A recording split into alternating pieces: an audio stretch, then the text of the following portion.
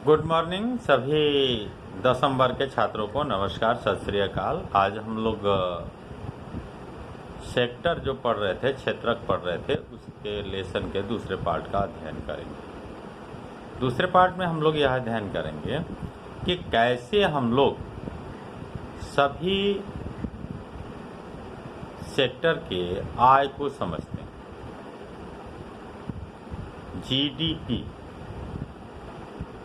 GDP को कैसे जानते हैं, कैसे निकालते हैं। Gross development production. तो सकल घरेलू उत्पाद कैसे निकालते हैं कि पूरे देश ने किसी वस्तु का उत्पादन कितना किया और सभी क्षेत्रकों का अलग अलग कितना हुआ, किस क्षेत्र में कितने लोग रोजगार पाए हुए हैं। इस सब चीज़ों पर हमें चर्चा करना है। सपोज कीजिए किसी वस्तु का आप निर्माण करने जाते हैं, आपको आज एक बेंच बनाना है। तो एक बेंच बनाने के लिए आपने क्या किया, लकड़ी खरीदा। लकड़ी खरीदने के बाद कीलें खरीदी, उसमें और कुछ लोहे की वस्तुएं जो लगानी थी उसे खरीदा और एक मिस्त्री को लाए पकड़कर, जो कारपेंटर का काम करता है।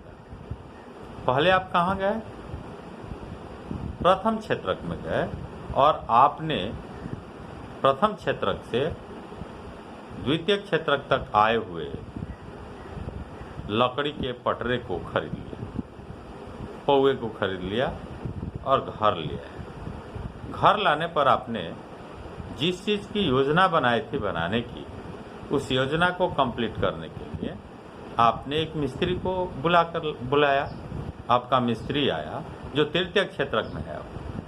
एक मजदूर जो काम करता है वह तृतीय क्षेत्रक में आता है क्योंकि वह सेवा कार्य कर रहा है। तो ये मजदूर जो है अस्थायी मजदूर है, आपके घर आता है, काम करता है, आपके बेंच को बना देता है। तो आप अब पटरे कितने में खरीदे, पौवे कितने में खरीदे, नील कांटिया जो खरीदे, नील आप वो कितने में खरीदे, सबका दाम इंक्लूड करते हैं और फिर उस मजदूर की मजदूरी भी उसमें जोड़ते हैं जिसने बेंच का निर्माण किया, और तब टोटल बेंच की कीमत आपके सामने उपस्थित हो जाती है।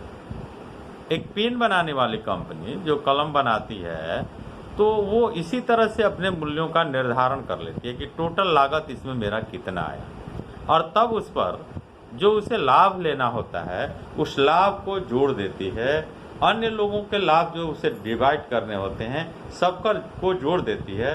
तब टोटल प्रोडक्शन कॉस्ट उसका निकला हुआ रहता है। टोटल प्रोडक्शन कॉस्ट निकालने के बाद वह अधिकतम मूल्य निर्धारित करता है, यानी बीच में टैक्स भी होता है, सरकार को जो देना होता है, लोगों को, बेचने वालों को फायदा जो होता है, लाभ होता है, वो भी जुटा होता है, और तो अधिकतम खुदरा मूल्य वो प्राइस पर लिखता है। इसी प्रकार से हम लोग क्षेत्रकों का सकल घरेलू उत्पाद जब निकालने का प्रयास करते हैं तो सकल मीन्स होता है कुल, सब जितना है, जितने क्षेत्रक हैं सभी का क्या है, क्या उत्पादन, क्या सब लोगों ने देश को उत्पादित करके दिया। इसको जानने के लिए हम लोग क्या करते हैं, प्राथमिक क्षेत्रक में जो वस्तुएं उत्पादित हुई वे द्वितीय क्षेत्रक में आई, द्वितीय क्षेत्रक में जो वस्तुएं उत्पादित हुई वो तृतीय क्षेत्रक में पहुंची और वहां से बाजार में पहुंचा दिया गया। तो जो वस्तुएं एक से दूसरे और तीसरे स्टेप पर पहुंचती हैं तो वहां के पहुंचने तक सब उत्पादन का कैलकुलेट एक जगह मालूम पड़ जाता है, अंदाजा लग जाता है, और इसी के आधार पर सकल घरेलू उत्पाद को निकाला जाता है। दूसरा तरीका है कि किस क्षेत्र में कितने लोग रोजगार पाए, कितने लोग काम कर रहे हैं, इसके आधार पर भी सकल घरेलू उत्पाद को निकाला जाता है। इसको निकालने में बहुत सी समस्याएं आती हैं। जैसे अब कोई किसान एक गाय को पालता है, तो किसान गाय पालता है, दूध निकालता है और दूध गांव में ही बेच देता है, तब यह उसका दूध का उत्पादन सकल घरेलू उत्पाद में कहां से आएगा, संभव ही नहीं है। क्योंकि इसका कैलकुलेशन सरकार के पास पहुंचा ही नहीं, क्योंकि वह द्वितीय और तृतीय क्षेत्रक तक पहुंचा ही नहीं। जब तक द्वितीय तृतीय क्षेत्रक में प्रथम क्षेत्रक का उत्पादन नहीं पहुंचा, तब सकल घरेलू उत्पाद में प्रथम क्षेत्रक का आय कहां से जुटेगा? ये बहुत बड़ी समस्या है। इसीलिए एक गाय पाली जाती है तो उसका सकल घरेलू उत्पाद में आय कम जुट पाता है। जब तक दूध उसका डेयरी फार्म तक नहीं पहुंचता है, पैकेजिंग नहीं होती है उसकी, तब तक सकल घरेलू उत्पाद में उसकी गणना हो ही नहीं पाती। अब ये रही आपके जीडीपी के बात। इससे देश के ग्रोथ विकास के विषय में जाना समझा जाता है कि देश के सकल घरेलू उत्पाद में क्या वृद्धि हो रहा है, कितने दिन में हम कितने आगे बढ़ रहे हैं, हमारे देश का कुल उत्पादन क्या हो रहा है। आगे इसमें हम लोगों को पढ़ना है बेरोजगारी पर। बेरोजगारी किसे कहते हैं? तो बेरोजगारी पर चर्चा सबसे पहले हम लोग यह करें कि जो व्यक्ति